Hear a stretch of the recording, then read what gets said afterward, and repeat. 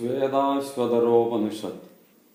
The first part we have seen discussions about the wheel of Brahma, which encompasses the whole world. Here, towards the second part, we find a discussion of the importance of bhakti or bhakti yoga for God realization, devotion, how a devotee can attain moksha. So we get a detailed description about tapas and the proceedings, the postures, how best you can withdraw to your internal ocean, your internal self, which is part of the Parabrahma. So it speaks about the blessings of Savitri also in this process of illumination. So this Upanishad says that meditation is like drinking Amrit or Somarasa. In Western mythology, it is sometimes named as ambrosia, the celestial drink. So, the process of contemplation, deep contemplation, for a yogi, it is like drinking Somarasa, the juice, the ambrosial juice, celestial drink. So that establishes the importance of bhakti. Many of the yogis find these Upanishads extremely useful because they follow this. And as I have mentioned before in the discourse between Sri Rama and Hanuman, Sri Rama stresses one point.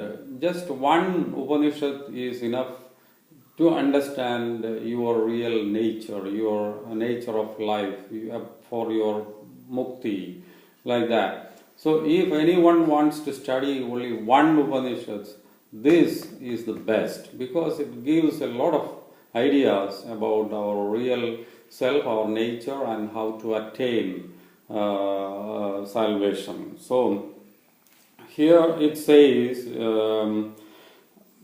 you have to cross the ocean of different currents in a boat that is Brahman. It's a beautiful image. So there are so many currents, very terrible forces which will draw as towards its vortex. But here, if you have a boat, and if you can travel in the boat, this is a metaphor, in the boat called Brahma, then you can cross easily these ocean, these dangerous currents like raga, regarding the senses, dvesha, hatred, trishna, desires, vasanas, your cravings, all these are the different powerful currents. Bharata Muni speaks about the sthayi bhavas, which are the deep-rooted passions, So he speaks about 9, actually he spoke about 8 sthayi bhavas, which are innate in us. Everybody has these passions. These currents will be very, very powerful, but you have to cross this in a boat called Brahman. So you meditate on Om. They suggest that is Brahman, and in order to cross over the ocean of births and deaths. So that is another idea stressed here. There is a beautiful comparison again about the soul of a yogi, just like a mirror that is cleared of all stains, shines in full glory. The soul of a yogi, one who attains his goal, that will shine like anything.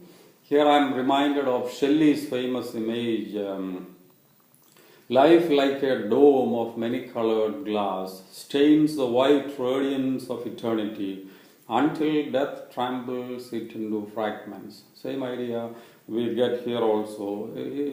Life is like a mirror covered by all kinds of stains, but once it is removed of all the stains, it shines gloriously. So, chapter 3 speaks about the God realization, about our real cosmic nature, about the mighty soul that is as radiant as the sun.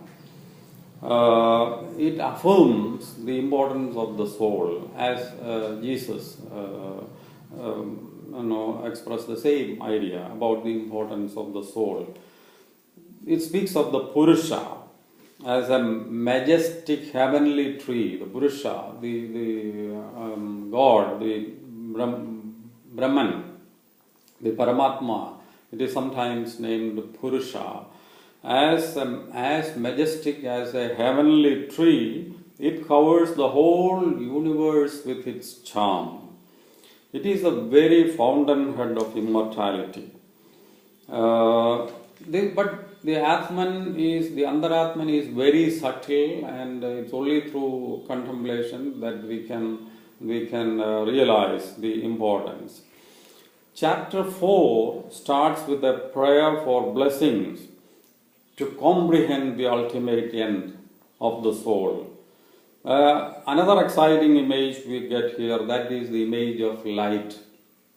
Light is basically colorless, but when it passes through a prism, we get the 7 different colors. Just like that, the Brahma assumes different forms in this world. He is Agni, he is sun, he is air, he is everything. And we get the story of 2 birds. What is your relationship? The relationship of the Antaratman with the Parabrahma.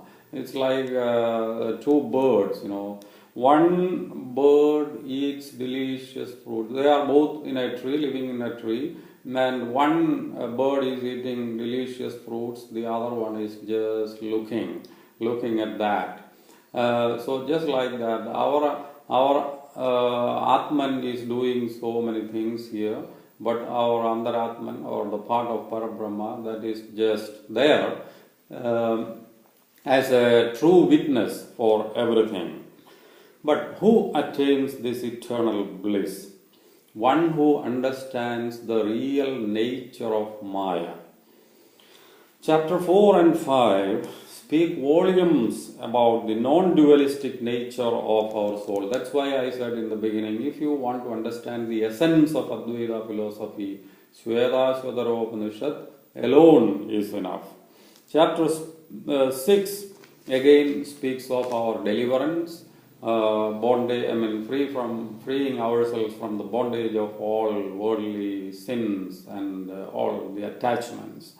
And it speaks about the magnificent nature of the soul that is portrayed again and again. The soul is endowed with so many gunas or qualities, and all the creations share these qualities.